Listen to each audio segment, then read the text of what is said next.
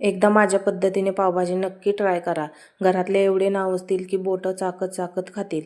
तर त्याच्यासाठी कुकरमध्ये 1 पळी तेल टाका, 1 चमचा पावभाजी मसाला, 1 चमचा काश्मीर लाल मिरची पावडर, सगळ्या भाज्या टाका, बटाटा, फ्लावर, फरसबी, गाजर, मटार, बीट टाकल्याने भाजीला कलर छान येतो। आता चवीनुसार मीठ टाका, 1 ग्लास पाणी टाका आणि कुकरचं झाकण लावून 5 ते 7 शिट्ट्या देऊन घ्या। आता भाज्या चांगल्या मॅश करून घ्यायच्या।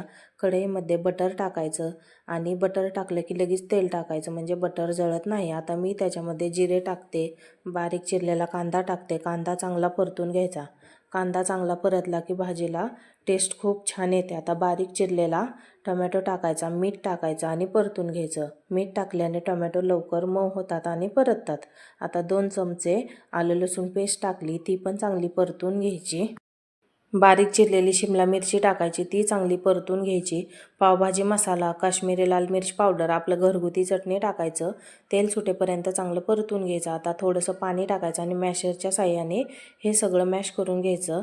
मॅश केलेल्या भाज्या टाकायच्या, व्यवस्थित मिक्स करून घ्यायच्या। थोडंसं पाणी टाकायचं, चवीनुसार मीठ टाकायचं आणि पुन्हा एकदा मिक्स करून घ्यायचं। वरून अशी कोथिंबीर टाकायची। आता पाव भाजण्यासाठी पॅनमध्ये बटर टाकायचं, पावभाजीची थोडीशी भाजी टाकायची, वरून पावाला असं बटर लावून चांगले पाव भाजून घ्यायचे। तर तयार आहे आपली पावभाजी। कशी वाटली नक्की सांगा आणि सबस्क्राईब करा।